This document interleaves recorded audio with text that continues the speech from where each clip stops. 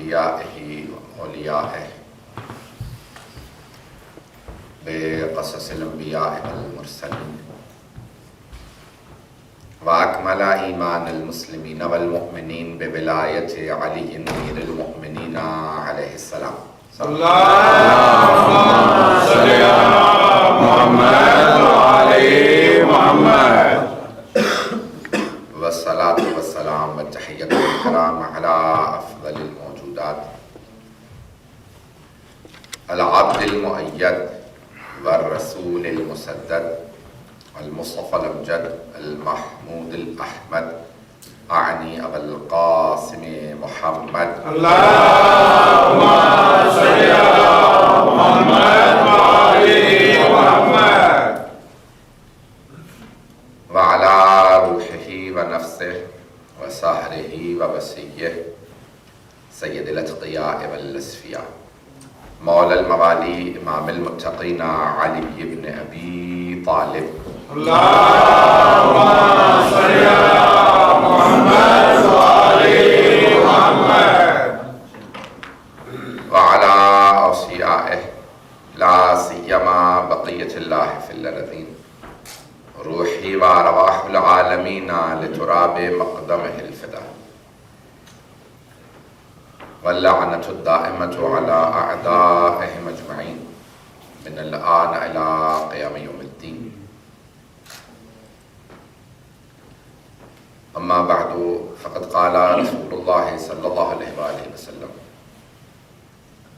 أفضل الجهاد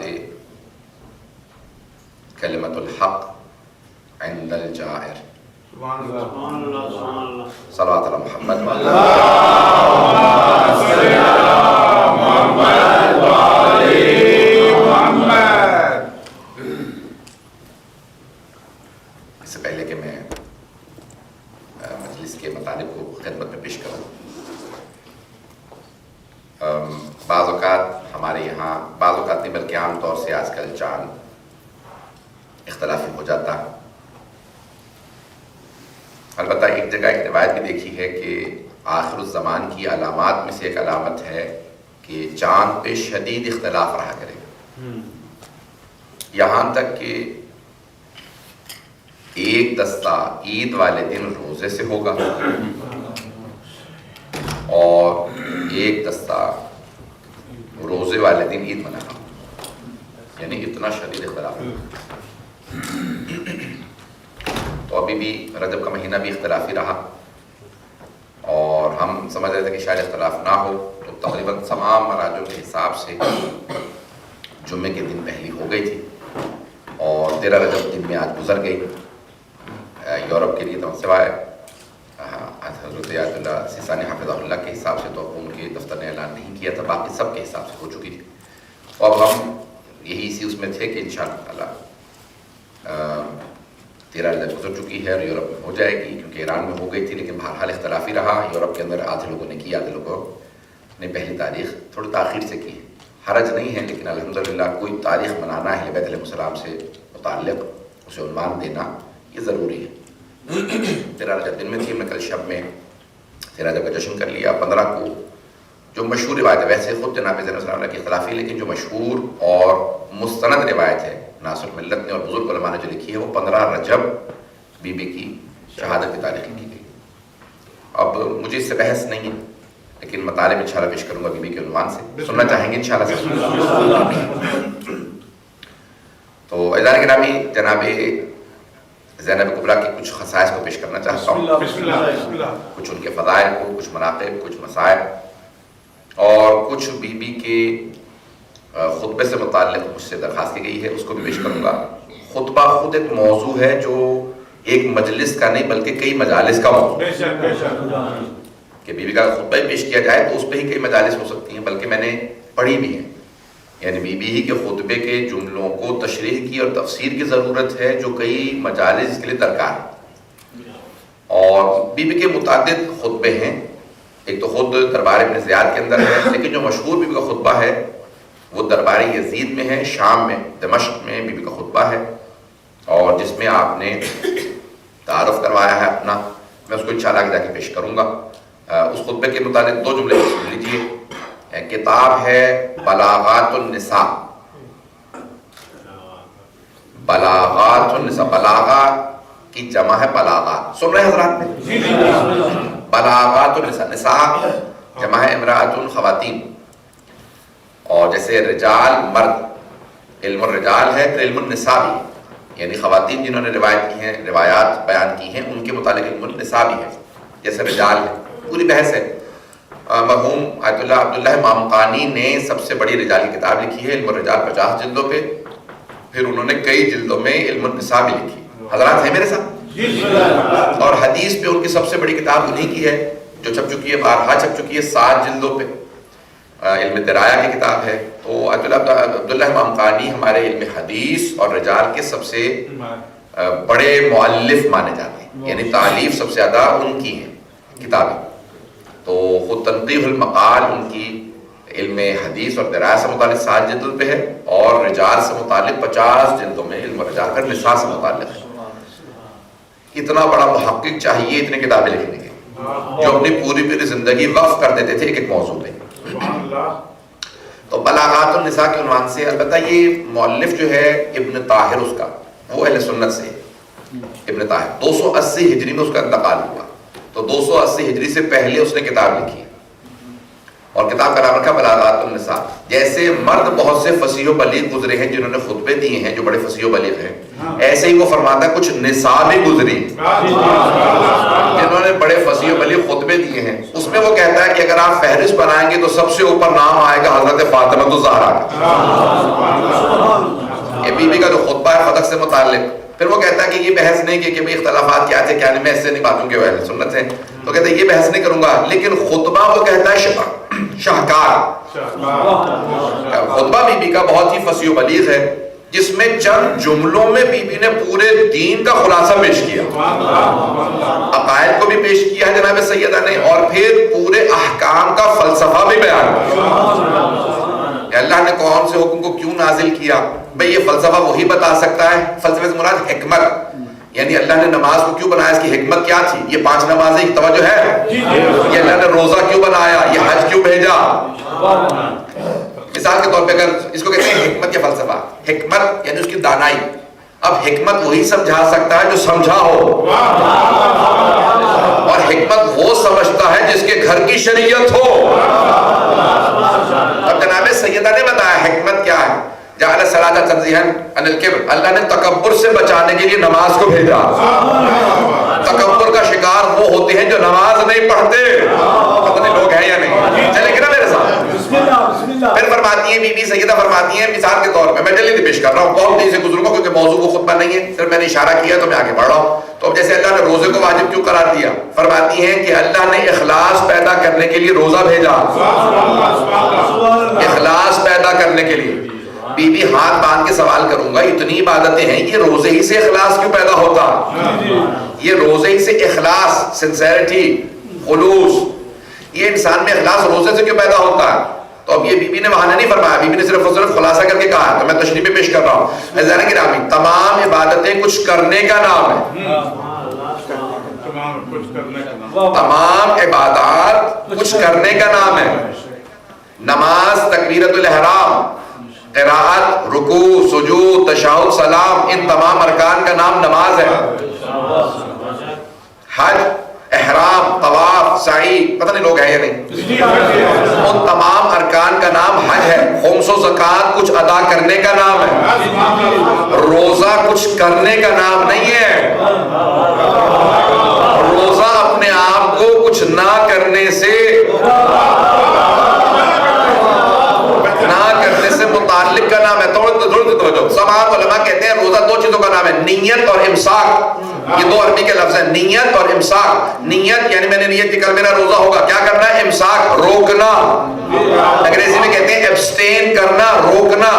روزہ کچھ کرنے کا نام نہیں ہے، نہ کرنے کا نام روزہ ہے.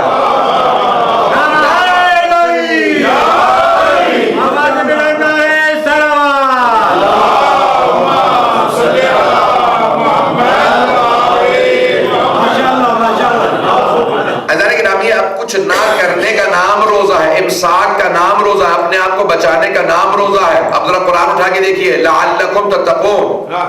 وقت نہیں میرے پاس کہ تفصیل میں جاؤ، یہ میرے ایک گھنٹے ڈیڑھ گھنٹے کی تقریر ہے جس کو میں خلاصہ کر رہا ہوں. یا ایھا الذین آمنوا کتب علیکم الصیام، اے ایمان والو تم پہ روزہ لکھ دیا گیا، کما کتب علی الذین من قبلکم لعلکم تتقون، جیسے تم سے گزشتہ امتوں پہ روزہ لکھا گیا تھا تاکہ تم متقی بن جاؤ. لعلکم تتقون، اللہ نے لعل یہاں شاید کے معنی میں نہیں ہے، تعلیل کے معنی میں ہے. اللہ کے لیے شاید کے معنی میں نہیں آتا اتنا سب کچھ کر لو پھر بھی شاید متقی بنو، نہیں، تاکہ متقی بن جاؤ، تاکہ متقی بن جاؤ. کتب علیکم الصیام. اب یہاں پہ ڈاکٹر صاحب موجود ہیں، ان کی موجودگی میں ایک جملہ کہہ رہا ہوں کہ اگر کوئی انسان بیمار ہو جائے نا تو ڈاکٹر کے پاس جاتا ہے، تو ڈاکٹر صاحب کیا کرتے ہیں؟ پرسکرپشن لکھتے ہیں، نسخہ لکھتے ہیں، یہ دوائیاں کھا لیجئے ٹھیک ہو جائیں گے. اسے کہا جاتا ہے پرسکرپشن. اللہ اسی کو عربی میں کہتا ہے کتب علیکم الصیام. بھائی انسان بیمار ہوتا ہے تو طبیب کے پاس جاتا ہے، وہ جسم کا نسخہ لکھتا ہے. اللہ کہہ رہا ہے تمہاری روح کے لیے میں نے نسخہ لکھا ہے، اس نسخے کا نام روزہ ہے. روزہ رکھو گے روحانی بیماریاں دور ہو جائیں گی. پرسکرپشن اللہ نے لکھی ہے. تو بی بی فرمانی ہے اخلاص. اب یہاں پہ اللہ کہہ رہا ہے لعلکم تتقون، تاکہ تم متقی بن جاؤ. اور ہم شیخ محمد تقی بہجت سے سوال کیا کسی نے، کہا آقا یہ تقوی کیا شے ہے؟ تو انہوں نے کہا تقوی کسی کرنے کا نام نہیں ہے، تقوی بھی بچنے کا نام ہے. کہ کس چیز سے بچے تو متقی بنیں گے؟ کہ حرام سے بچو متقی بن جاؤ گے. پتہ نہیں بات پہنچی ہے نہیں پہنچی؟ بھئی حرام سے بچنے کا نام تقوی، حرام سے بچنے کا نام، کچھ کرنے کا نام تقوی نہیں ہے، بچنے کا نام تقوی. اخلاص بھی چیزوں سے بچنے کا نام، روزہ بھی چیزوں سے بچنے کا نام. جب آپ روزے میں حلال سے بچیں گے تو خود بخود حرام سے بچنا آ جائے گا. میں نے روزہ رکھا، یہ پانی حلال ہے نہیں پی رہا، یہ کھانا جو حلال ہے نہیں کھا رہا. جب حلال سے بچ سکتا ہوں تو حرام سے کیسے نہیں بچوں گا؟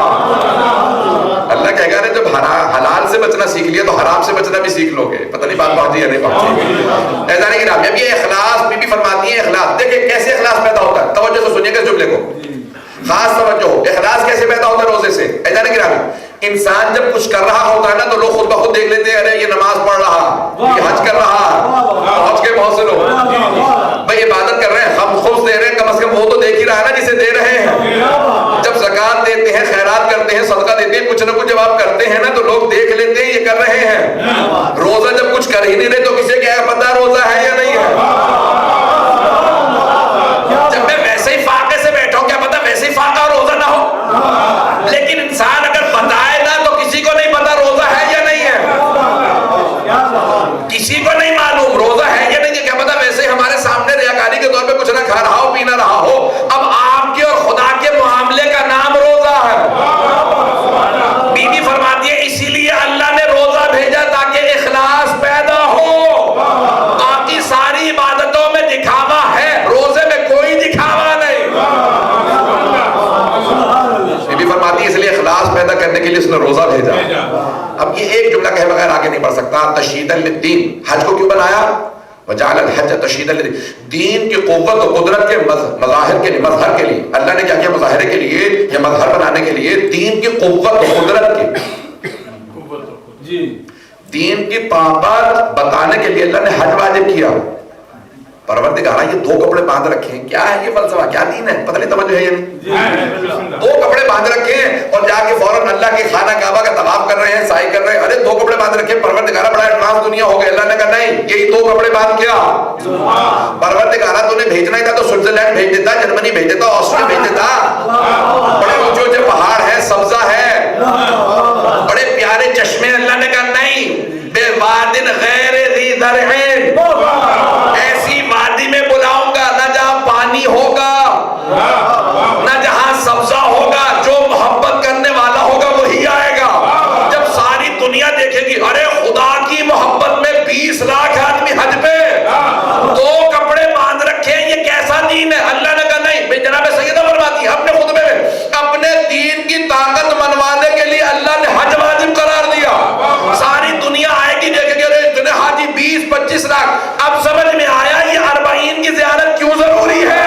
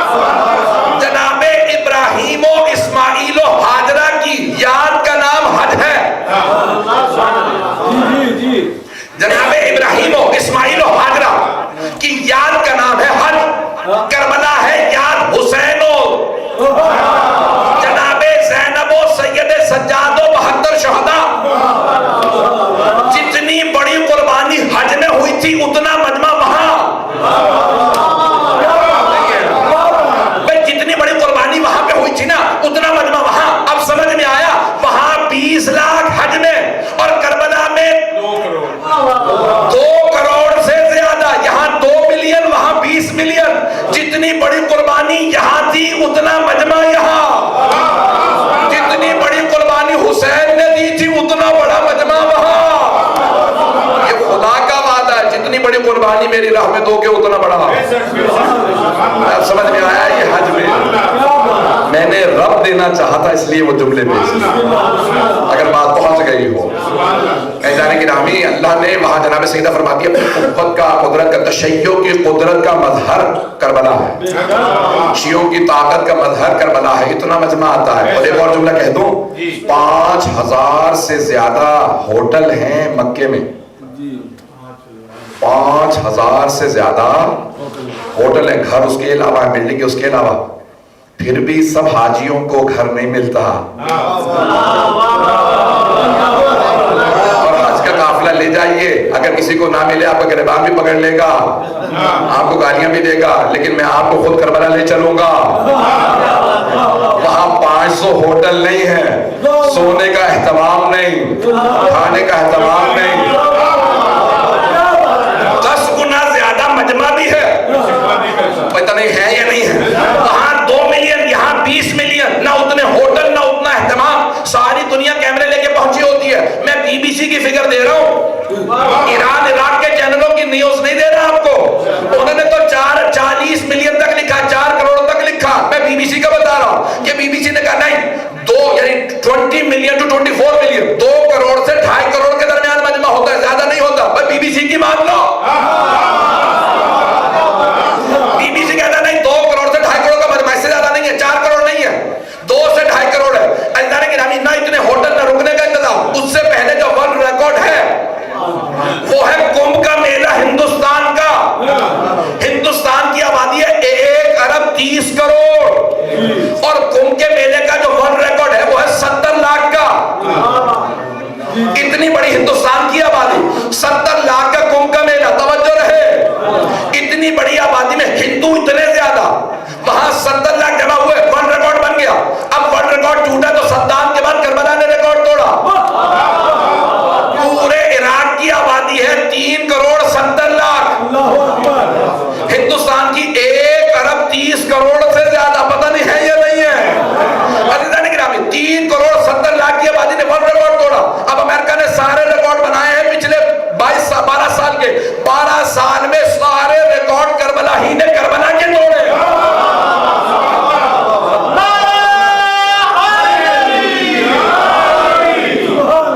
اس سے تشیع کی طاقت کا ظہور ہوتا ہے. اور جانتے ہیں کیوں اتنی وہاں پہ بڑی آبادی ہے؟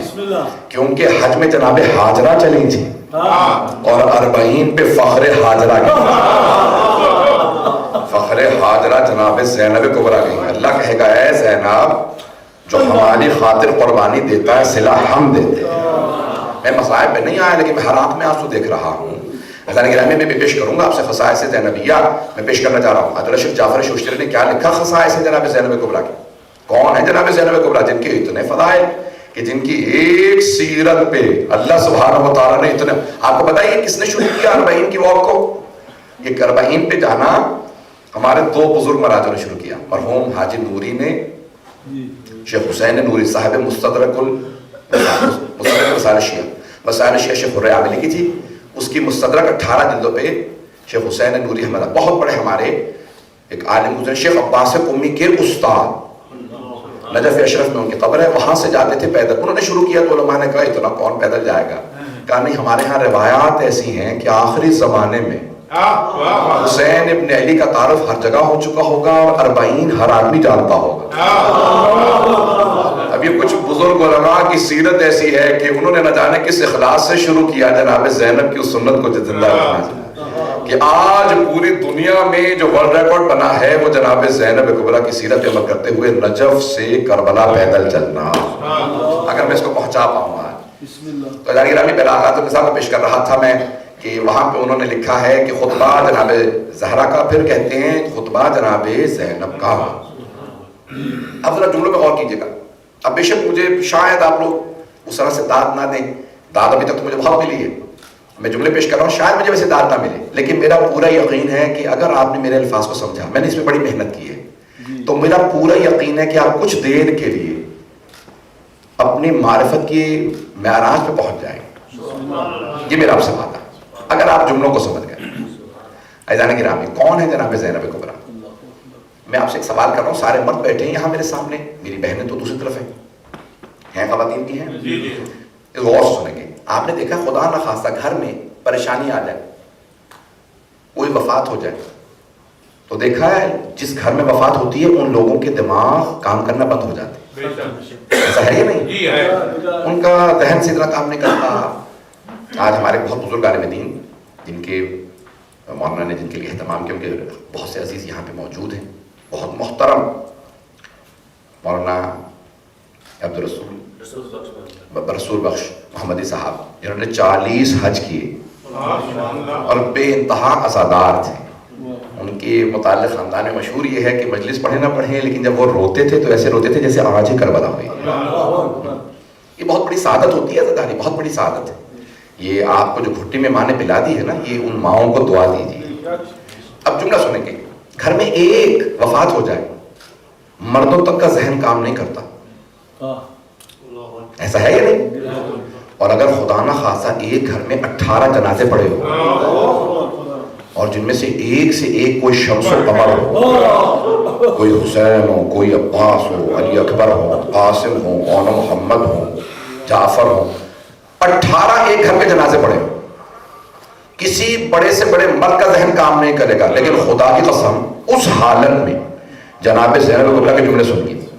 یہ خصائص جناب زینب کے اندر لکھا ہے جعفر شوستری نے فرماتے ہیں اس حالت میں جب 11 محرم کو ہر بی بی لاشا تلاش کر رہی ہے، میں کہاں بیٹھ کے رو، ہر بی بی رو رہی ہے، اس مقام پہ جناب زینب کے آنسو بہ رہے ہیں، ہاتھ پس گردن بندھے. جب آتی ہیں تو ایک مرتبہ سر اٹھا کے کہتی ہیں، کیونکہ انسان جب دعا مانگتا ہے نا تو ہاتھ اٹھا کے دعا مانگتا ہے، اور اگر ہاتھ بندھے ہو تو بڑا مشکل ہو جاتا ہے دعا مانگنا. اس حالت میں خدا کی قسم جناب زینب کی عظمتوں کو سلام ہے کہ ایک مرتبہ ہاتھ بندھے سر اٹھا کے کہتی ہیں، اللہم تقبل منا قلیل القربان، پروردگارہ ہم اہل بیت کی چھوٹی سی قربانی قبول فرما. اتنی بڑی قربانی جو تاریخ میں کسی نبی نے نہیں دی، کسی امام نے نہیں، جتنی کربلا میں، لیکن جناب زینب کہتی ہیں ہم اس سے بڑی قربانی دے سکتے ہیں، تو قربانی قبول فرما. اب کیوں خالق نہ کہے اے زینب آپ کی عظمتوں پہ سلام رہے، جتنی بڑی قربانی آپ. میں نے کہا نا کہ مرتبہ لے کے جاؤں گا، کیا کروں مسائل کے جملے ہیں.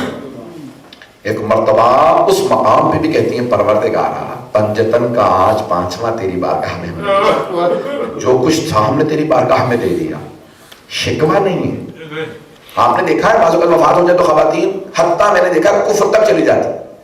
اللہ نے ہمارے بیٹے کو مارنا تھا، وہ کہاں خدا ہمارا، لیکن جناب زینب کی زبان کیا کہتا ہے عبید اللہ بن زیاد، جب جناب زینب پہنچ کے ساری بیویاں رسی سے کھڑی ہیں بندی، اس وقت عبید اللہ بن زیاد جناب زینب کو اذیت کرنا چاہتا ہے، توہین کرنا چاہتا ہے. جملہ کہتا ہے تعریف اس خدا کی جس نے تیرے بھائی کو مار دیا. تو جناب زینب نے سر اٹھا کے کہا، اب تک ہم کلام نہیں ہو رہی، اس کے سلام کا جواب نہیں دیا، کچھ اس کی بات کو نہیں سنتی، لیکن ایک مرتبہ سر اٹھا کے کہا کہ ما رأیتو الا جمیلا، میں نے خدا سے سوائے خوبصورتی کے کچھ نہیں دیکھا.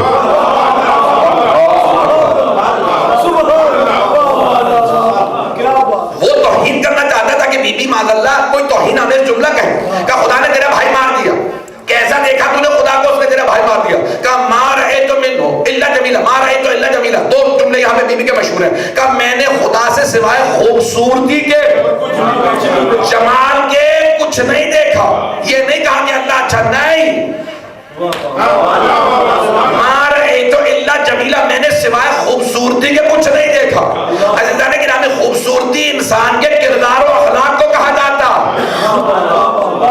انسان کے اخلاق و کردار کو خوبصورتی کہا جاتا. باطن خوبصورت، تو جناب زینب کہہ رہی ہے ظاہر نہیں، میں تو باطناً بھی اسے خوبصورت مانتی ہوں. اب پیغمبر کا جملہ سمجھ میں آیا، ان اللہ جمیل و یحب الجمال، خدا خود بھی خوبصورت ہے، اسے خوبصورتی پسند ہے. تو جناب زینب نے کہا میں نے اللہ سے سوائے خوبصورتی کے کچھ نہیں دیکھا. اب خدا کہے گا جو اخلاق و کردار میں سب سے خوبصورت ہے وہ زینب ہے.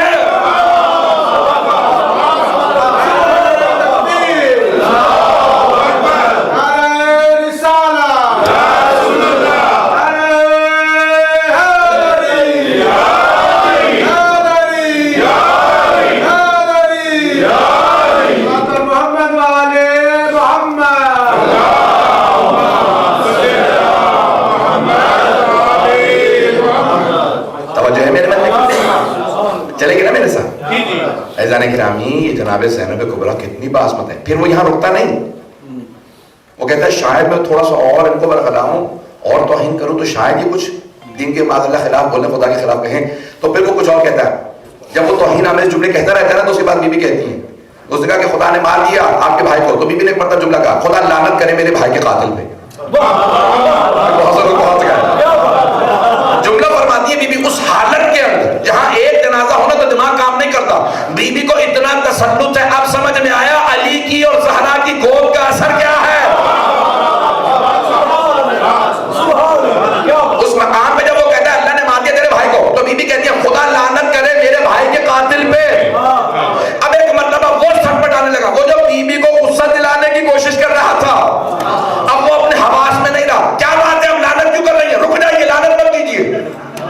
بی بی نے کہا تجھے تکلیف کیا ہے, میں تو بھائی کے قاتل پہ لعنت کر رہی ہوں. اب پتہ چلا جہاں پہ گودال ہو پانی وہی مرتا ہے. چور کی داڑھی میں تنکا ہوتا ہے, اسے پتا تھا لعنت مجھے ہی پڑ رہی ہے, دربار بھی میرا. اب سمجھ میں آیا جس حدیث کا میں نے انتخاب کیا کہ رسول خدا کیا فرما رہے ہیں, افضل الجہاد سب سے بڑا جہاد کلمۃ الحق عند الجہاد. ظالم و جابر کے سامنے کلمہ حق بلند کرنا سب سے بڑا جہاد ہے.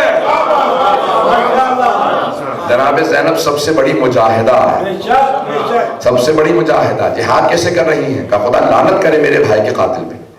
اس نے کہا لعنت کیوں کر رہی ہیں, بی بی نے کہا تجھے کیا تکلیف ہے, میں بھائی کے قاتل پہ لعنت کر رہی ہوں. اسے پتا تھا لعنت گھوم پھر کے مجھے بھی آ رہی ہے. فیضان گرامی جس بی بی کا اس حالت میں توحید سے ایک لحظہ الگ نہ ہو, اب سوچئے زین و اب کون ہے. کچھ لوگ بہت گئے. ارے جب ہم لوگ نام رکھتے ہیں تو ہمارے ذہن میں پس منظر نہیں ہوتا, ہم بچے کا نام رکھ دیتے ہیں, لیکن جب اہل بیت نام رکھتے ہیں تو وہ پس منظر ذہن میں رکھتے ہیں.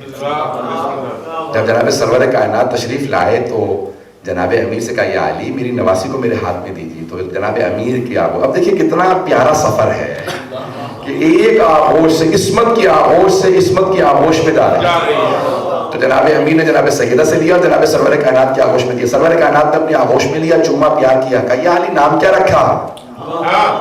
توجہ, یا علی آپ نے نام کیا رکھا, کہا یا رسول اللہ جب حسن کا نام آپ نے رکھا, حسین کا نام آپ نے رکھا, تو میں اور زہرا آپ پہ سبقت لے سکتے تھے.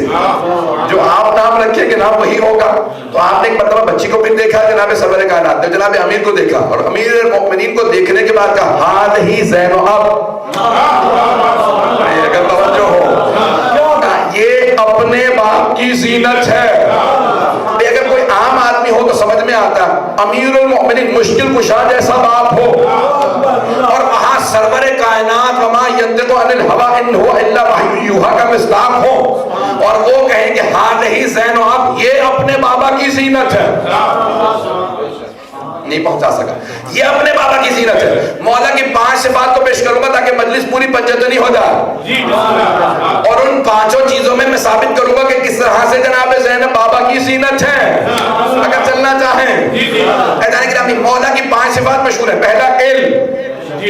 جناب زینب کبریٰ جب کوفے آئیں تو کہا بابا اعلان کر دیجئے کوفے کے مردوں میں کہ اپنی بچیوں کو بیٹیوں کو بھیج دیں, میں تفسیر بھی پڑھاؤں گی حدیث بھی پڑھاؤں گی. وہ بیویاں گھر جا کے کہتی نہ ہم نے آج تک ایسی تفسیر سنی نہ حدیث کی تفسیر سنی جیسی جناب امیر کی بیٹی زینب پڑھا رہی ہے. جناب امیر نے کہا مردوں سے سمجھ جانا یہ میری بیٹی تمہاری بیٹیوں کو پڑھا رہی ہے. فیضان گرامی جہاں جناب امیر ناز کرے بیٹی پہ, جسے خود پڑھایا ہو اور بیٹی پہ ناز کریں, وہ ہیں جناب زینب کبریٰ.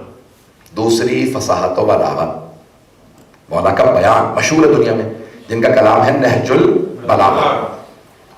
تو آپ نے سنا ہوگا اکثر علماء سے ذاکرین سے کہ جب مولا کی شہادت ہو رہی تھی تو ذکر کیا نا کہ 2 مقامات پہ, ایک البتہ خطبہ دیتے ہوئے کہا اور ایک شہادت میں کہا مجھے اس خطبے کے تمام نہ ہونے کا بہت صدمہ ہے, اور دوسرے جب ضربت لگی تو کہا کہ میں راہ خدا میں اپنا پورا سر دینا چاہتا تھا. تو علماء کہتے ہیں کہ ایک بیٹی اور ایک بیٹی نے کھڑے ہو کے کہا ہوگا, حسین ابن علی نے کہا ہوگا بابا آپ کی طرف سے سر میں دے دوں گا, اور ایک بیٹی نے کہا ہوگا بابا آپ کا خطبہ میں تمام کروں. اسی مسجد کوفہ میں ایسا خطبہ دوں گی کہ آپ کے قریبی چاہنے والے حضرت عبداللہ مکفوف کھڑے ہو جائیں گے جو نابینا ہو. مکفوف جانتے ہیں جن کی ایک آنکھ نابینا ہوئی حضرت عبداللہ مکفوف کی جنگ جمل میں, دوسری جنگ صفین میں, مولا کی طرف سے جنگ کرتے ہوئے. بہت چاہنے والے تھے, عاشق ہیں میرے لوگ. بیٹھے ہوئے تھے مسجد کوفہ میں, اچانک خطبہ سنا. کہا یہ کون ہے جو علی کے لہجے میں خطبہ دے رہا؟ سن رکھا ہے نا آپ نے جملہ, عموماً مصائب میں سنتے ہیں لیکن میں فضائل میں پیش کر رہا ہوں, اور سے سنیں گے. کہا یہ کون ہے جو علی کے لہجے میں خطبہ دے رہا؟ کیا مطلب علی کے لہجے سے؟ آیا بی بی کی آواز اتنی بھاری تھی جیسی مولا کی؟ نہیں. لہجے سے مراد کیا ہے؟ عزیزان گرامی, میرا دل یہ کہتا ہے کہ جناب عبداللہ مکفوف یہ کہہ رہے ہوں یہ کون ہے جو علی کے لہجے میں خطبہ دے رہا؟ وہ جو نہج البلاغہ کا معیار ہے. لگتا ہے یہ جو بی بی خطبہ دے رہی ہے علی کے ہاتھوں کی پلی ہوئی ہے. انہوں نے کہا 20 سال ہو گئے مولا کی شہادت کو, یہ کون ہے جو علی کے لہجے میں خطبہ دے رہا؟ تو ایک مرتبہ کسی نے کہا ہاذہ زینب, اب یہ زینب کبریٰ ہے. تو فوراً حضرت عبداللہ نابینا تھے, بیٹا نہیں تھا ان کے ہاں, روایت میں ہے ان کے ہاں بیٹا نہیں تھا, ان کی بیٹی تھی. صاحبے یعنی فرزند یعنی بیٹے کے باپ نہیں تھے. تو ایک مرتبہ وہ کھڑے ہو گئے, غیرت صحابی یعنی حضرت علی کا ماننے والا اس میں غیرت نہ ہو کیسے ممکن ہے؟ کھڑے ہو گئے, کہا اے عبید اللہ ابن زیاد, تو علی کی بیٹیوں کو دربار میں لے آیا, تو نہیں جانتا ان کے بابا کون ہے؟ کہا کہ تو نہیں جانتا میں کون ہوں؟ کہا مجھے تیری پرواہ نہیں ہے, میں علی کا ماننے والا ہوں. تو فوراً کہا اسے گرفتار کر لو. تو کچھ ان کے قبیلے کے لوگ کھڑے تھے, کہا خبردار یہ ہمارے قبیلے کے اور نابینا ہے. اٹھے گھر آ گئے. عبید اللہ بن زیاد نے سپاہیوں کو اشارہ کیا, گاؤں جا کے گھر میں ان کو قتل کر دو. جیسے گھر پہنچے تو اپنی بیٹی کو انہوں نے تربیت دے رکھی تھی تلوار چلانے کی, لیکن کہا بیٹی آج میری آنکھیں نہیں ہیں لیکن میری آنکھیں بن کے مجھے یہ بتاتی رہے دشمن کہاں سے آ رہا. جب وہ دیوار پھلانگ کے آئے تو پہلی مرتبہ بیٹی نے کہا بابا آج مجھے پہلی مرتبہ احساس ہو رہا ہے کاش میں آپ کا بیٹا ہوتی, میں جنگ کرتی آپ کی جگہ. کہا نہیں بیٹی میں علی کا ماننے والا ہوں. تلوار ہاتھ میں ہے, بتاتی رہنا کہاں سے دشمن آ رہا ہے. کہا بابا دائیں طرف سے ایک آدمی آ رہا ہے. وہ تلوار چلاتے فوراً سر قلم کر دیتے, لیکن نابینا تھے کتنی دیر تک جتنے لوگ حملہ کرتے کہا بابا بائیں طرف آدمی, بابا سامنے آدمی کھڑا ہے, بابا پشت سے آپ کو 2 افراد آ رہے ہیں. وہ تلوار چلاتے اور فوراً وہیں پہ فنار کر دیتے. ایک مرتبہ انہوں نے چاروں طرف سے حملہ کیا, وہ نابینا تھے اس وقت دیکھ نہیں سکتے تھے, بہت بوڑھے ہو چکے تھے, پھر بھی اتنا مقابلہ کیا. اب سمجھ میں آیا غیرت کتنا لڑنا چاہیے. آخر میں شہید ہو گئے. تو عزیزان گرامی انہوں نے بھی صرف اس لیے شہادت دی کہ جناب زینب کو پابند یعنی ان کو قیدی بنا کے لایا گیا تھا. اب میں جملے پیش کر رہا ہوں کہ فصاحت و بلاغت کے اندر میں نے 2 چیزوں کو پیش کر دیا. پھر جناب امیر کی شجاعت مشہور ہے. جناب زینب کبریٰ نے یزید و عبید اللہ بن زیاد کے سامنے خطبے دے کے, میں جملہ پیش کرنا چاہ رہا ہوں. چلو کتنی دیر تک ہے میرے پاس وقت کی, میں چلتا رہا ہوں. اب چلیں گے انشاءاللہ تعالیٰ سب میرے ساتھ چلتے رہیے گا. عزیزان گرامی جملے پیش کروں آج تو ساتھ ساتھ چلیے گا. میں نے پورا خون جگر دے کے پڑھایا آپ کی خدمت میں. مجھے مجمع کی قلتوں کا کثرت نہیں گھبراتی, مجمع زیادہ سے زیادہ ہو کم سے کم ہو, جو مجھے پڑھنا ہوتا میں پڑھتا ہوں. عزیزان گرامی جہاں پہ جو بھی میں ایک تقابل پیش کرنا چاہ رہا ہوں جو بہت بزرگ عالم دین نے لکھا, ایک ایران کے بہت بڑے عالم دین نے کہا اگر دیکھا جائے بڑے بڑے انبیاء درباروں میں گئے, بہت بڑے بڑے انبیاء درباروں میں گئے. جناب ابراہیم علیہ السلام بھی دربار میں گئے, کس کے؟ نمرود کے. ہے ذہن میں؟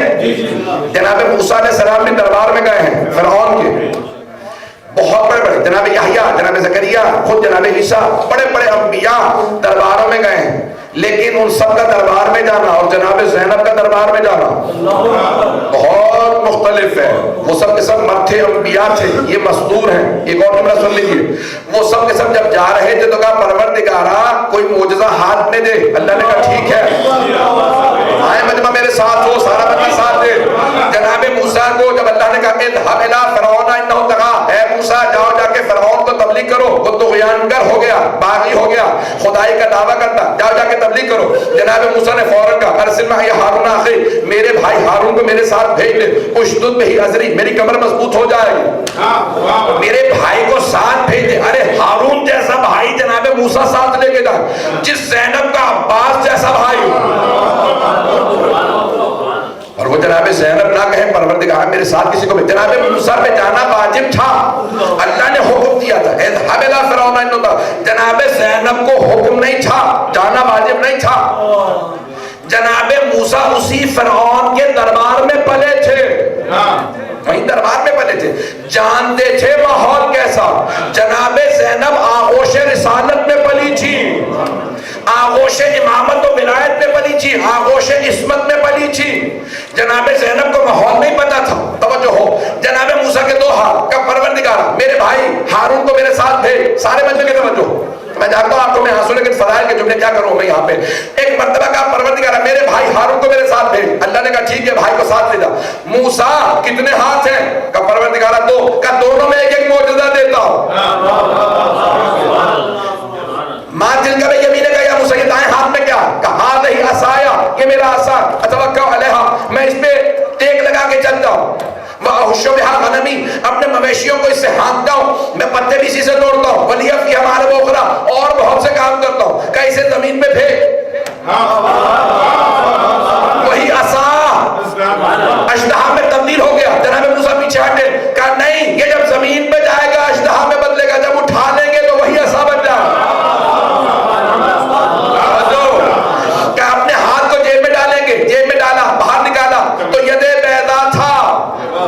ید بیضا، اس میں سے ہاتھ سے نور نکل رہا تھا. کہا جہاں چاہیں گے ہاتھ اٹھائیے گا، نور سے سب کی آنکھیں بند ہو جائیں گی، جہاں چاہیں چلے جائیں. 2 ہاتھ 2 معجزات. توجہ، جناب موسیٰ، ہیبت موسیٰ مشہور ہے، پھر بھی کہہ رہے میرے بھائی ہارون کو بھیج. 2 ہاتھوں میں اللہ نے 2 معجزات دیے. جناب زینب آ رہی ہیں، 2 ہاتھ دونوں بندے ہوئے، 2 ہاتھ دونوں بندے ہوئے. لیکن پھر بھی نہیں کہتے پروردگارہ کسی کو ساتھ دے. میرے 2 شیر جیسے بیٹے مارے گئے، میرے 7 شیر جیسے بھائی مارنا ہے. پھر بھی نہیں کہتے پروردگارہ کیسے جاؤں گی. ایک مرتبہ آئیں، خدا کی قسم مورخین نے لکھا ہے کہ ہر بیوی ہر بچی جناب زینب کی پشت پہ پناہ لیتی تھی. یہ وہی یزید ہے جس نے حسین کو مارا ہے. ہر بچی ڈر رہی ہے. ہر جناب زینب خبردار، ڈرنے کی ضرورت نہیں ہے، زینب موجود ہے. اور اللہ اکبر، میں جب یہ خدا کی قسم جملے پڑھتا ہوں میری کیفیت بدل جاتی ہے، رونگٹے کھڑے ہو جاتے ہیں. کہ ڈرنے کی ضرورت نہیں ہے، میں عباس کی بہن. چھوٹی چھوٹی بچیوں سے کہتی ہیں میرے پیچھے پناہ لے لو. بچے پناہ لے رہے ہیں، بیویاں جناب زینب سے پناہ لے رہی ہیں. ہر بیوی جناب زینب کی پشت پہ چھپ رہی ہے. ارے یہ وہی یزید ہے. ہاں، ڈرنے کی ضرورت نہیں. یزید بار بار مخاطب ہوتا بیوی سے، یہ کون ہے؟ کہ یہ زینب کبریٰ، علی کی بیٹی ہے. کہا آپ زینب ہے؟ جواب نہیں دیتی. تو کس لائق ہے میرا جواب دو؟ اور اللہ اکبر. ارے کوئی مرد بھی اتنا حوصلہ نہیں رکھتا کہ اتنا ظالم جتنا یزید اس کا جواب نہ دے. جناب زینب نے کہا نہیں جواب دیتی. کہ سلام کرتا ہوں، جواب نہیں دیتی. تجھے صلاحیت نہیں سمجھتی تیرا جواب دو. کہ تو حسین کی بہن ہے، جواب نہیں دیتی. کہ رسول کی نواسی کا جواب نہیں دیتی. تو کسی لائق نہیں. اب تک جناب زینب جواب نہیں دے رہی. مجمع میرے ساتھ رہے، میں خدا کی قسم پورا خون جگر دے رہا ہوں. بار بار مخاطب ہوتا رہا. اتنا ظالم جتنا یزید تاریخ میں کسی نے نہیں دیکھا. اب سمجھ میں آیا کلمۃ الحق اندر جاہر، ظالم و جابر کے سامنے کلمہ حق بلند کرنا. سارا دربار دیکھ رہا ہے یہ کون بیوی ہے، کمر ٹوٹی ہوئی ہے، بال سفید ہے، ہاتھ بندھے ہیں. پھر بھی یہ اس طرح سے یزید کے سامنے پیش آتی ہے، جواب نہیں دیتی. امام سجاد کھڑے ہو جاتے ہیں، خطبہ دینا چاہتے ہیں. یزید نے کہا ان کی رسیوں میں ہاتھ ڈال کے بٹھا دو، اجازت نہیں، یہ قیدی ہے. جیسے ہی زنجیروں میں ہاتھ ڈال کے بٹھایا امام سجاد کے. اب جناب زینب کھڑی ہو گئی کیونکہ ان کے سامنے سیرت تھی جناب فاطمہ کی کہ جب امام وقت پہ پابندی ہو تو جناب زہرا نے قیام کیا ہے یا نہیں ہے. امام وقت پہ پابندی تھی، مشکل کشا رسیوں میں تھے تو جناب سید آئی دربار میں. اب جب دیکھا امام وقت پہ، اس وقت کے علی پہ پابندی تھی تو اس وقت کی زہرا بولی. اس وقت کے علی پہ پابندی ہے تو یہ زہرا بولے گی. اب سمجھ میں آیا ثانیہ زہرا کیوں کہا جاتا ہے.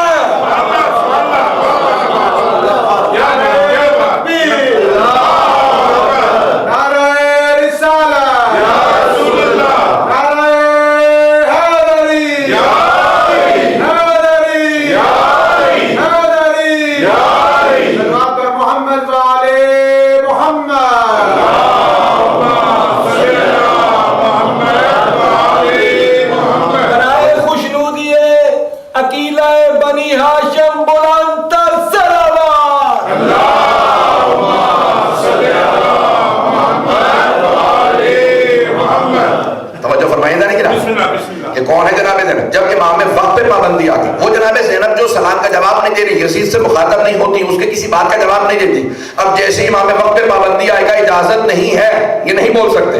جناب زینب ایک مرتبہ کھڑی ہو گئی. اب امام سے نہیں پوچھ رہے کیونکہ جانتی ہیں امام پہ پابندی ہے. اگر میں نے اجازت مانگی تو اور زیادہ تازی آنے لگیں گے. پتہ نہیں لوگ ہیں یا نہیں بھائی. جب پوچھا تھا نا خیمے میں، آپ نے ہزاروں مرتبہ جملہ سنا ہوگا، جب شام غریبہ میں سارے خیموں کو آگ لگ گئی، بی بی آ گئی امام سجاد کے خیمے میں، تو جناب زینب نے کہا بیٹا سجاد خیمے جل گئے، اب آخری خیمہ رہ، ہماری چادریں چھین لی گئی. انہوں نے نیزوں سے چادریں اتار لی، ہمارے سروں پہ چادریں نہیں ہیں، ہم باہر چلے جائیں یا خیموں میں جل کے مر جائیں. تو امام سجاد نے جملہ کہا امتی انتی بحمد اللہ عالمتن غیر معلمت. میں مسائل پہ نہیں آ رہا کہ وہ بھی اماں آپ بحمدللہ ایسی عالمہ ہے جسے کسی نے تعلیم نہیں دی. مسئلہ آپ خود جانتی ہیں کہ جانتی ہوں لیکن دنیا کو بتانا چاہتی ہوں امام وقت آپ ہیں. جو اس حالت میں بھی امام وقت کی معرفت رکھتی ہو اسے زینب کبریٰ کہتے ہیں.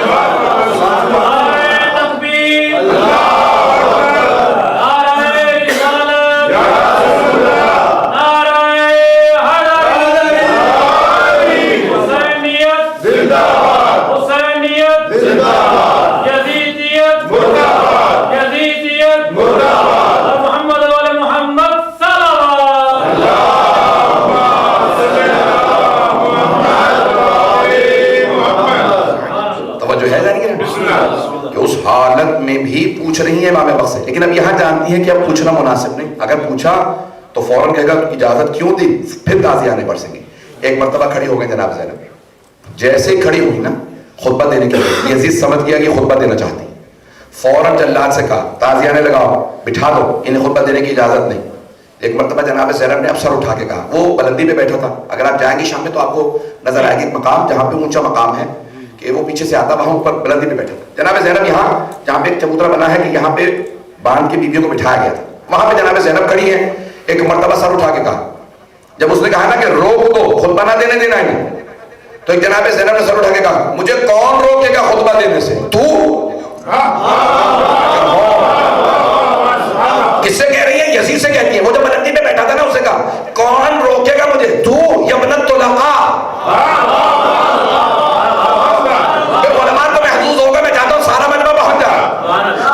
کہتے ہیں جب کسی کو انسان جنگ کر کے غلام بنا لے اور غلام بنا کے کہ جا چھوڑا تجھے، جب ڈھالے کسی کو، توجہ، لڑائی ہو مقابلہ کرے اسے گرا لے، گرانے کے بعد اسے پاور رکھ کے کہ جا معاف کیا چلا جا، اسے کہتے ہیں طلیق.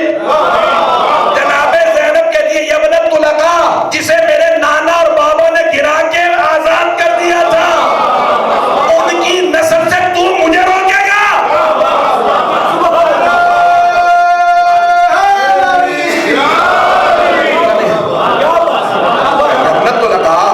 سفیان کو، ہندا کو، تیرے اجداد کو، تیرے دادا دادی کو میرے نانا رسول خدا نے کہا تھا جاؤ معاف کیا. جب کہا تھا نا جناب حضرت سعد ابن معاذ نے، اوس اور خزرج دو بڑے قبیلے تھے، خزرج قبیلے کے سردار تھے حضرت سعد ابن معاذ رضی اللہ عنہ، پوری زندگی ابو بکر کی بیعت نہیں کی، پوری زندگی بیعت نہیں کی. اور جب بھی کہتے تھے آپ بیعت کیوں نہیں کرتے خلیفہ پاک کی، کہ مجھے غدیر یاد ہے، مجھے غدیر یاد ہے، بیعت نہیں کروں گا. قبیلے کے سردار تھے، کسی کی جرت نہیں تھی ہاتھ ڈال دیتا. اوس و خزرج دو ہی بڑے قبیلے تھے، خزرج قبیلے کے سردار، رسول خدا نے کہا ان کو علم دے دو، انہوں نے علم ہاتھ میں لیا اور آواز دی الیوم یوم الملحمہ، آج بدلے کا دن ہے. اور مکے والوں تم نے ظلم کیا تھا، محمد واپس آ گئے. رسول خدا نے کہا علی آگے بڑھ کے علم لے لو ساتھ سے. ایک مرتبہ امیر المومنین نے کہا سعد علم مجھے دو،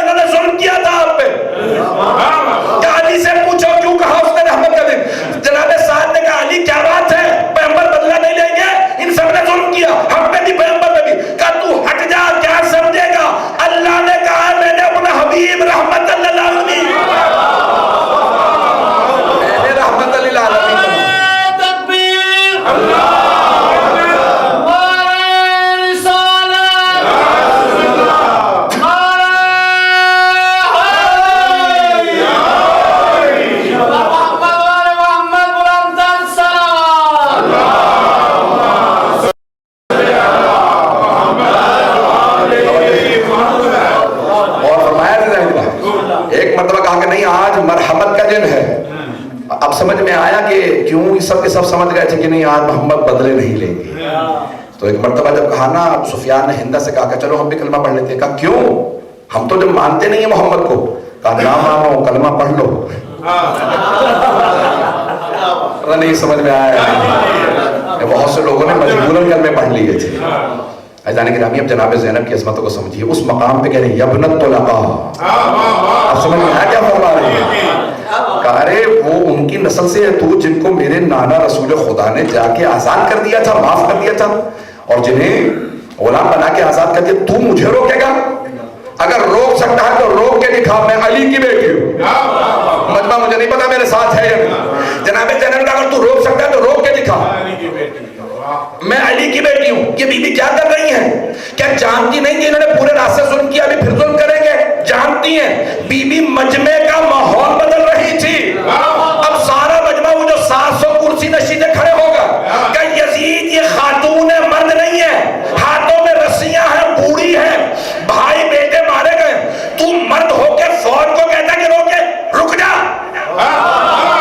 جناب زینب نے دیکھا کہ سارا ماحول بدلنے میں میں کامیاب ہوں. اب یزید نے دیکھا بغاوت ہو رہی ہے. کہ تمہیں نہیں پتا یہ جس خاندان سے جب یہ بولتے ہیں ہمارا خاندان نابود ہو جاتا ہے.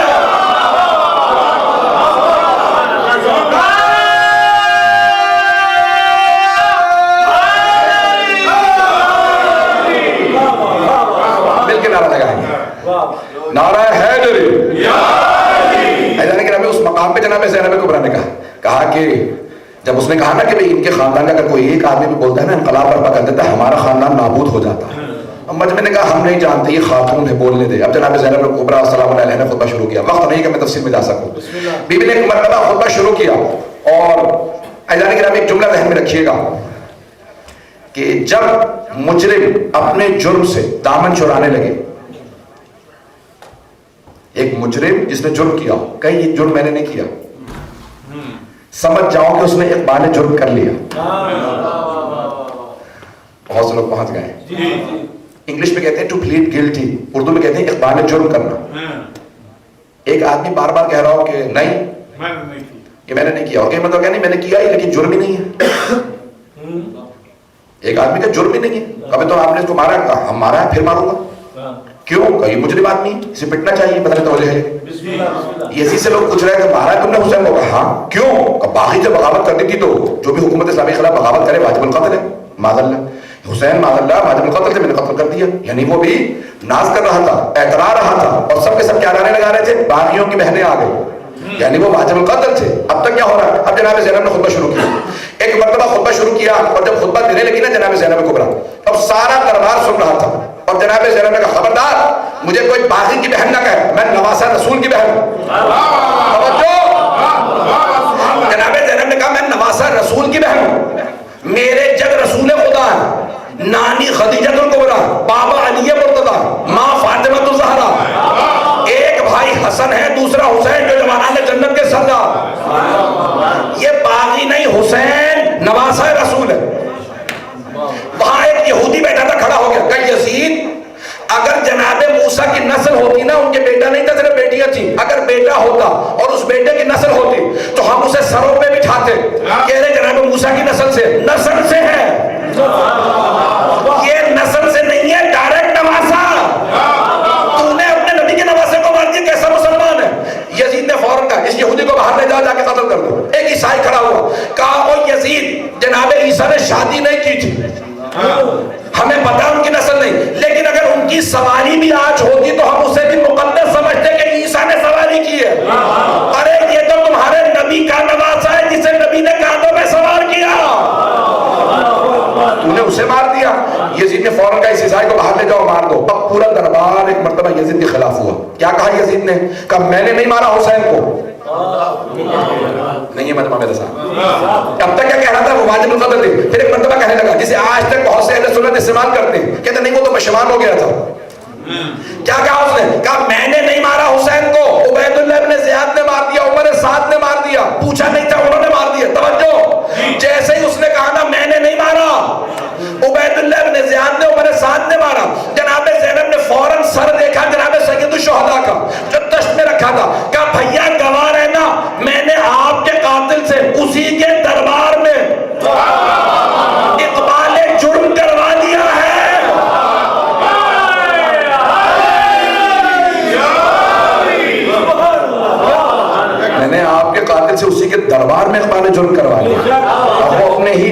دامن چرانے لگا. میں نے نہیں مارا. اب تک کہہ رہا تھا ہاں واجب القتل سے, پتہ نہیں توجہ ہے یا نہیں. اب تک کہہ رہا باغی تھے واجب القتل سے, اب کہہ رہا نہیں میں نے نہیں مارا. جیسے اس نے کہا میں نے نہیں مارا, اب سارا مجمع کہنے لگا یزید کہ تو نے کیا کیا. اب جناب زینب نے ایک مرتبہ دیکھا سارے کے سارے مجمع کو میں نے منقلب کر دیا, انقلاب ہو چکا, یہ مجمع منقلب ہو گیا, انقلاب برپا ہو گیا. اب سب کے سب کہنے لگے یہ بی بی بڑی باعظمت ہے. جب سب نے مان لیا نا یہ بی بی باعظمت ہے, تو جناب زینب نے فوراً رخ کیا امام سجاد کا, کہا قم یا سیدی و مولائی,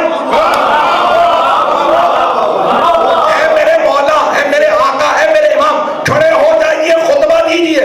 اب سارے مجمع سے کہا تم مجھے باعظمت مانتے ہو, میں کہتی ہوں یہ میرا بھی امام ہے. وہ انقلاب کے جناب زینب لائی. پتہ نہیں بات پہنچی یا نہیں پہنچی. عزیزان گرامی یہ عظمت ہے جناب زینب کبریٰ کہ ایک مرتبہ سارا دربار منقلب ہے کہ کیا ماحول ہے, یہ کون ہے بی بی. اب سمجھ میں آیا یہ عظمت, یہ افتخار, یہ باپ کی زینت بننا کیسے ہے.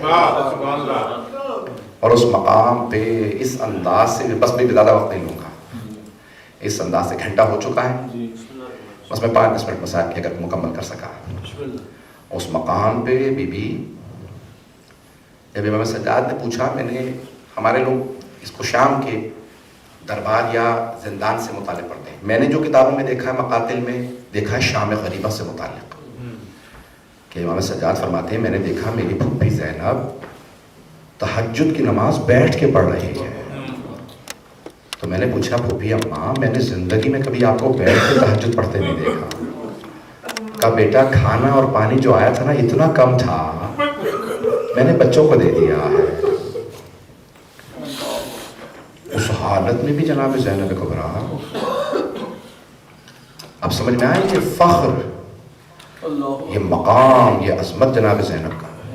آج میں مسائل پڑھوں. اللہم صلی علی محمد و آل محمد. کوئی بھی آج رونے میں بخل نہ کرے. کتنے مصائب آئے ہیں جناب زہرا پہ کہ بی بی نے خود کہا صبت علیہ مصائب لو انہا, لیکن پھر بھی رسول خدا نے جناب زہرا کو ام المصائب نہیں کہا. میں جملہ کہہ گیا ہوں, ام المصائب نہیں کہا جناب سیدہ کو. کسے کہا؟ جناب زینب کبریٰ کو کہا یہ ام المصائب. بنت المصائب بھی نہیں کہا, ام المصائب. بہت بڑا جملہ ہے. ہمارے علماء کہتے ہیں کہ جناب زینب ام المصائب ہے, جناب سکینہ بنت المصائب, وہ مصائب کی بیٹی ہے, لیکن مصائب کی بھی ماں جناب زینب ہے. آج کوئی بھی رونے میں بخل نہ کرے. آپ نے دیکھا ہے نا کہ جب بہت زیادہ مصائب آ جائے, ایک جملہ کہوں گا, اس کو ایک مرتبہ میرے ساتھ چلیے گا, ادراک کرنے کی کوشش کیجیے گا. آنکھیں کھول کے سنیں چاہے آنکھیں بند کر کے سنیں, جملہ ضرور سنیے گا.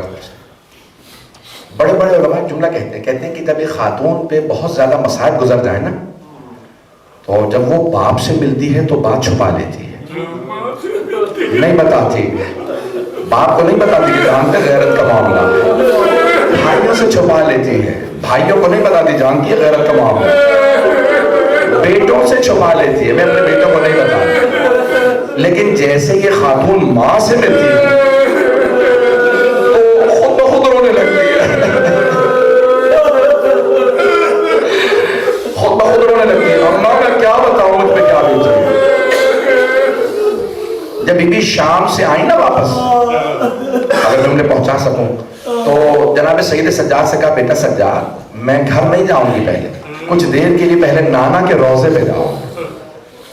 تو مولا سجاد نے کہا کہ پردے کا اہتمام کروا دو, میری پھوپھی آ رہی ہے. یہ نہیں کہتے رہے کہ شام کے بازاروں سے آئی ہیں, آپ کون سا پردہ, نہیں, پردے کا اہتمام کرا دو, میری پھوپھی میرے نانا کے روضے پہ جائیں گی. جیسے پہنچی تو روایت کے الفاظ ہیں, مورخین نے سب نے لکھا ہے کہ سارا مدینہ روضہ رسول پہ آ گیا. کیوں؟ ارے امام سجاد آئے ہیں, سارے مدینے والے روضہ رسول پہ جمع ہو گئے. اب بی بی اندر نہیں جا رہی, کیا کرتی ہیں, دونوں دروازے ہاتھ پہ رکھ کے بلند آواز سے رو کے کہتی ہیں یا جدہ انی نائیت الیک بولدک الحسین. لالا آپ آپ کے نواسے حسین کی سنانی لائی. نانا میں 70 قدم کے فاصلے پہ کھڑی تھی. میرے طرف دیکھیے گا, ہاتھ جوڑ کے, سادات غیر سادات. آج جناب زینب کا پرسہ دینا سب اگر میرے طرف دیکھ سکے. ایک مرتبہ رو کے جملہ کہا نانا میں 70 قدم کے فاصلے پہ کھڑی تھی.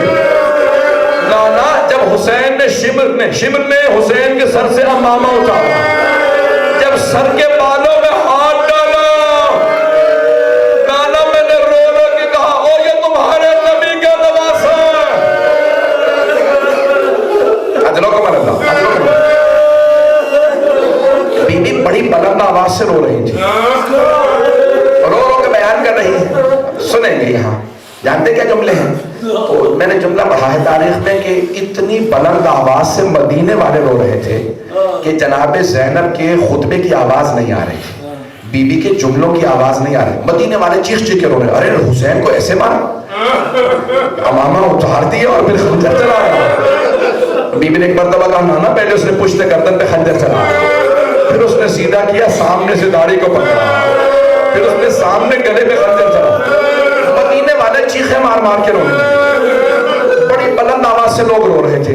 میں نے خود پڑھا کہ ایک مرتبہ بی بی کے جملوں کی, بی بی کی آواز دب گئی, بی بی کی آواز نہیں آ رہی تھی, بی بی انتظار میں رہی.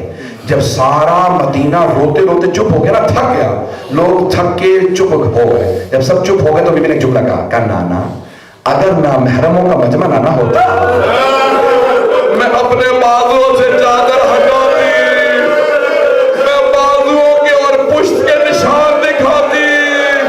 آپ کی امت نے مجھے کتنے غازیانے مارے.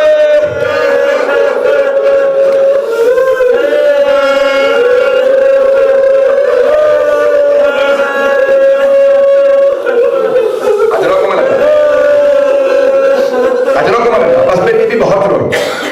میں بہت سوچتا تھا بی بی سب سے پہلا کس بات کا گلہ کریں گی.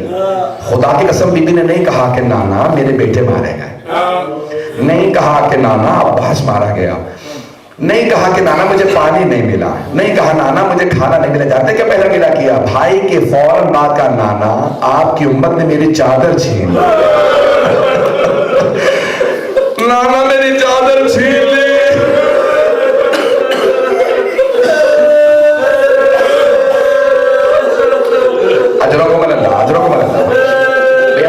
نے احترام کیا ایک مولانا بھی مرحوم کے جو بہت عزادار تھے. میرا پورا یقین ہے جس کے بھی آپ نیت کریں گے نا ان کی روح یہاں موجود ہوتی ہے.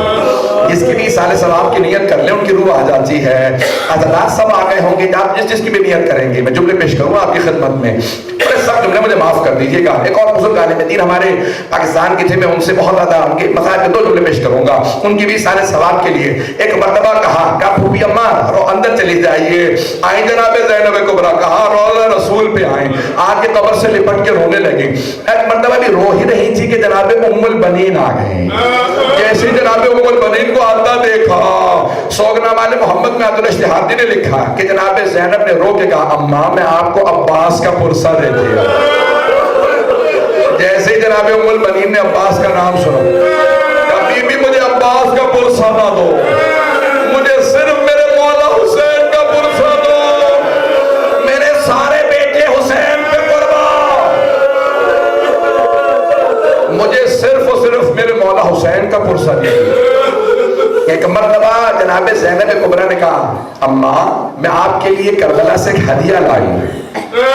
اپنا سامان کھولا, جناب زینب نے کپڑا نکالا, کپڑا نکال کے جناب ام البنین کو دیا. بی بی نے ام البنین نے پوچھا بی بی یہ کیا ہے؟ کہا یہ عباس کے علم کا پھریرا ہے. اگر دیکھ سکے تو دیکھیے گا, نہیں تو آنکھیں بند کر کے تصور کیجئے گا. جیسے جناب ام البنین نے پھریرا ہاتھ میں لیا نا تو روایت کے الفاظ ہے بی بی نے اس کے اوپر ہاتھ اپنے لگانا شروع کیے. دیکھا اس پہ اتنے سوراخ تھے, اتنے سوراخ تھے. پوچھا کیا بات ہے بی بی اس پہ اتنے سوراخ کیوں ہے؟ کہ اماں تلوار چلتی تھی علم پہ, نیزے چلتے تھے علم پہ, تیر چلتے تھے علم پہ, بس 2 ہاتھوں کے نشان.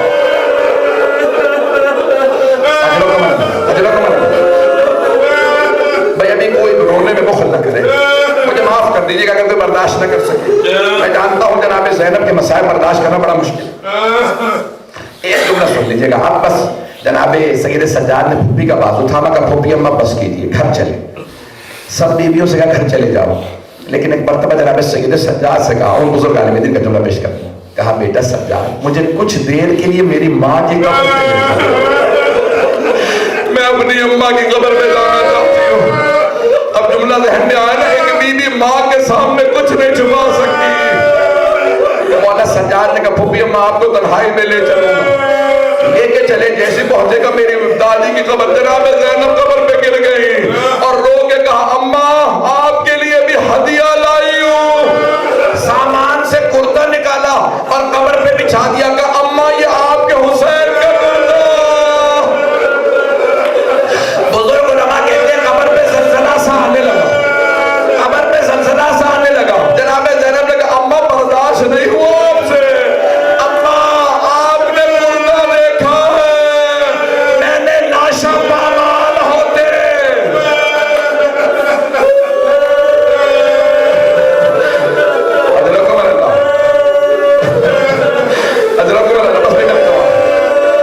मैंने तमाम कर दिया आखिरी जुमले। बस एक मर्तबा मौला सज्जाद ने कहा नहीं फूफी अम्मा घर चले, एक मर्तबा घर ले आए। रिवायत के अल्फाज है जब घर आई ना, कहाँ आई, अपने घर नहीं गई, हजरत जाफर अब्दुल्ला इब्न जाफर तैयार के घर नहीं गई, कहाँ आई, भाई के घर आई। एक मर्तबा बैठ गई, हर बीवी से पुरसा ले रही हैं, हर एक को पुरसा दे रही हैं, सबको पुरसा दे रही हैं। मुझे नहीं मालूम क्या कैफियत होगी, लेकिन मैंने यहाँ पे रिवायत के जुमले देखे कि एक मर्तबा जनाब अब्दुल्ला इब्न जाफर तैयार ने बुला भेजा, कहा सैयद सज्जाद अपनी फूफी से कहें घर वापस आ रहा है। वो बीबी जिन्होंने रोजा रसूल पे बेटों का कोई जिक्र नहीं किया, माँ की कब्र पे बेटों का कोई गिला नहीं किया, भाई के घर गई बेटों को किसी से पुरसा नहीं लिया, किसी को बेटों का पुरसा नहीं दिया, लेकिन जब अपने घर जाने लगी बीबी ने बुर्का सर पे रखा, बीबी के पांव लरजने लगे, कलेजा मूंगा आने लगा, दिल फटने लगा। जैसे ही घर चली, घर पहुंची, आखिर जब मैं सुन लीजिएगा मेरी तरफ देख सके, मैंने शहादत नहीं पढ़ी, अगर सबसे हाथ बांध के कहूंगा मेरी तरफ देखिएगा। जैसे ही जनाब ज़ैनब अपने घर पहुंची ना, हजरत अब्दुल्ला इब्न जाफर तैयार घर में नहीं थे, घर में पहुंची, सहन में 2 जानमाज़ें बिछी थी, जानमाज़ें उठा के सीने से लगा, रो के कहा आलो मोहम्मद, मेरा इस घर में दिल नहीं लगता, मैं जीना नहीं चाहती। बीवी बहन कर रही थी।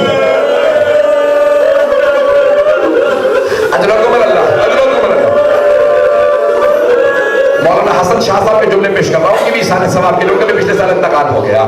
मरहूम फरमाते थे, कहते थे कि जब जनाब ज़ैनब बैठ के भी रो रही थी ना, गिरिया कर रही थी, बेटों को याद कर रही थी, देखा इतने में हजरत अब्दुल्ला इब्न जाफर तैयार घर आ गए, लेकिन न जाने क्या बीत गई जनाब ज़ैनब पे, जनाब अब्दुल्ला पहचान नहीं सके।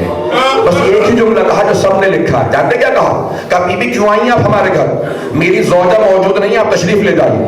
जनाब ज़ैनब ने दोनों हाथ सर पे रखे, कहा अब्दुल्ला पहचाना नहीं, अब्दुल्ला मैं ज़ैनब हूँ, अब्दुल्ला हम लुट गए, बर्बाद हो गए, औनो मोहम्मद मारे गए। ना जाने क्या देखा जनाब अब्दुल्ला ने, जमीन पे गिर गए, फिर खड़े हुए, फिर जमीन पे गिर गए। जब दूसरी मर्तबा जमीन पे गिरे तो जनाब ज़ैनब ने पूछा, कहा अब्दुल्ला क्या बात है, बेटों की शहादत बर्दाश्त नहीं हो रही। अभी भी बीवी के हाथ सर पे थे। जनाब अब्दुल्ला ने एक सवाल किया, कहा ज़ैनब वो दोनों हुसैन पे कुर्बान, मैं होता मैं भी कुर्बान हो जाता। ज़ैनब बस मेरे एक सवाल का जवाब दे दीजिए। कहा अब्दुल्ला क्या सवाल है? कहा ज़ैनब ये हाथों पे कलाइयों पे निशान कैसे? जनाब ज़ैनब ने कहा अब्दुल्ला हाथों में रस्सियां, शराबी का दर्दा, अली की बेटियां, मजमा-ए आम, कूफा और शाम के बाजार, हाथों में पत्थर, बाजियों के नारे।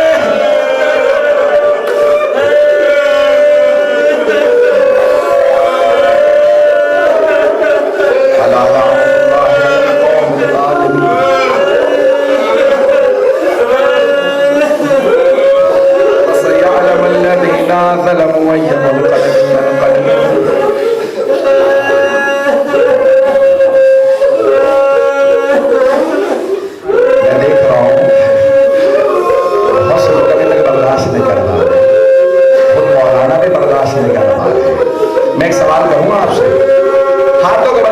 ادھر دیکھیے گا. ایک سوال کروں آپ سے, اگر کسی گھر میں وفات ہو جائے نا, کسی کا باپ مارا جائے, بیٹا یا بھائی مارا جائے, ہر آدمی سے جا کے پرسہ دیتا ہے, گلے سے لگاتا ہے. چھوٹے بچے ہو تو سر پہ ہاتھ رکھتے ہیں, اس کے سر پہ لوگ ہاتھ رکھتے ہیں. کبھی ایسا نہیں ہوتا کہ جس کے گھر میں وفات ہو جائے اسے رسیاں باندھ دیں. کبھی ایسا نہیں ہوتا تماچے مارے جائے, کسی کے پاؤں میں زنجیریں نہیں باندھی جاتی. اجرکم اللہ, اجرکم اللہ, اجرکم اللہ. کیا کروں, آج امت مصائب کے مصائب تھے نا. میں نے تو ابھی بھی بہت سے مصائب چھوڑ دیے ہیں, خدا کی قسم میں نے سارے مصائب نہیں پڑھے. میرے کئی مصائب میں بھی جناب زینب کے پڑھتا ہوں لوگ بے ہوش ہو جاتے ہیں. مجھے معاف کریں, میں ایک جملہ کہہ دوں گا آپ سے, سید کی میں اجازت سے, قبلہ و کعبہ کی میں دیکھ رہا ہوں برداشت نہیں کر پا رہے, قبلہ اگر اجازت ایک جملہ کہہ دوں آپ سے. میں دیکھ رہا ہوں مولانا بہت توقع ہو رہے ہیں نا, سنیں گے میرے ساتھ چلیں گے کچھ دیر کے لیے. جب جناب زینب چہلوں پہ 40 پہ کربلا پہنچی تھی, جانتے بھی بار بار کیا کہہ رہی تھی, اے میرے بھیا حسین, جب میں آپ سے پہلے ملنے آیا کرتی تھی آپ کھڑے ہو کے استقبال کرتے تھے. بھیا میں شام سے لٹ کے آئی ہوں, میرا استقبال کرو. حسین میرے پاؤں بڑے زخمی ہیں.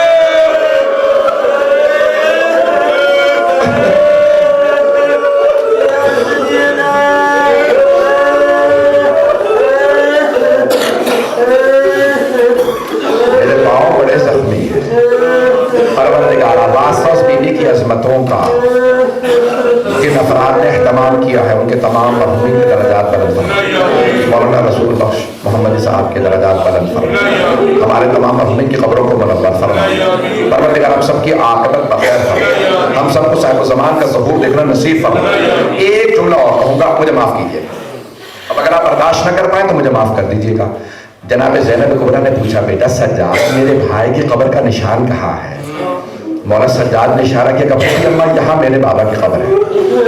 میں نے روایتوں میں دیکھا ساری بیویاں قبر پہ گر گئیں, بلند آواز سے رونے لگی, چیخے مار مار سے رونے لگی.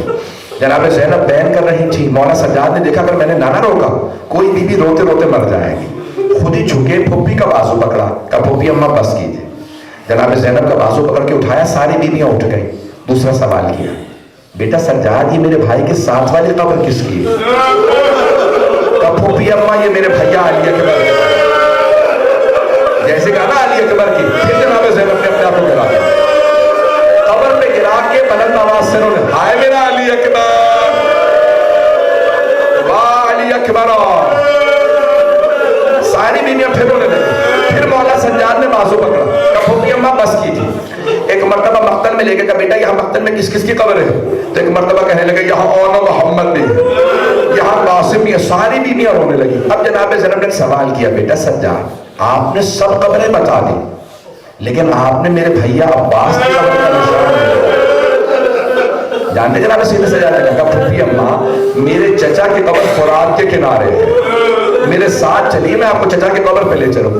جب جانے لگی نا بیویاں, میرے بہت بڑے بزرگ استاد کا جملہ وہ ہمیشہ کہتے ہیں, وہ فرماتے ہیں کہ جیسے جا رہی تھی بیویاں, جناب زینب نے بیویوں کا راستہ روک لیا اور راستہ روک کے کہا, بیویوں سب کچھ بتا دینا میرے بھیا عباس کو, بتا دینا ہمیں شرابی کے دربار لے گئے. جب بیان کرتے ہوئے روگی نا, کہہ دینا ہمیں کوفہ شام کے بازاروں میں لے گئے تھے, کہہ دینا ہمیں تازیانے مارے گئے تھے, لیکن خبردار کوئی بیوی سکینہ کا بیان نہ کرے.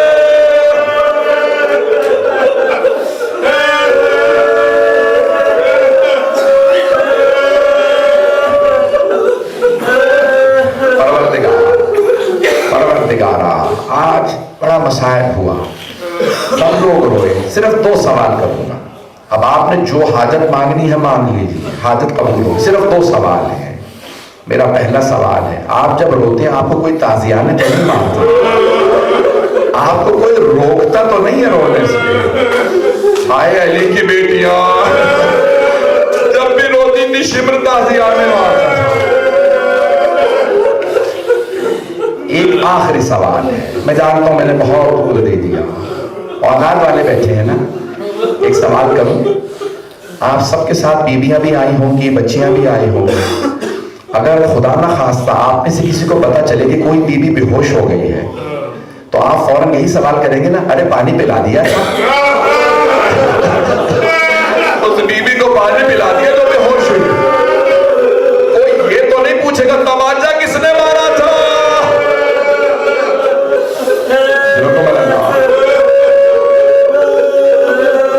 پروردگارا ان آنسوؤں کو جناب سیدہ کی رمال میں جگہ نہ، میرا دل کہتا ہے آج سب سے پہلے بی بی کی وفات پہ، بی بی کی شہادت پہ سب سے پہلے مولا سجاد پہنچے ہوں، کہا ہوگا پھوپھی اماں آپ نے زندانوں میں میرا بڑا ساتھ دیا، سب سے پہلے مولا سجاد آئے ہوں گے، میری پھوپھی جا رہی ہیں۔ پروردگارا ہم سب کو جناب زینب کی زندگی میں بار بار زیارت نصیب فرما، آخرت میں ان کی شفاعت نصیب فرما، پروردگارا دشمنان اہل بیت کو نیست و نابود فرما، داعش کو، طالبان کو، آل سعود کو غارت فرما، مؤمنین کی حفاظت فرما، پروردگارا حسین الزہرا کو دن دگنی راتوں میں ترقی عنایت فرما، ہمارے علماء کرام خصوصاً حضرت اسلام وسلم مولانا مرید نقوی صاحب، مولانا محمد نقوی صاحب، دیگر علماء کرام، ہمارے نقوی صاحب، حسین نقوی صاحب اور تمام مومنین،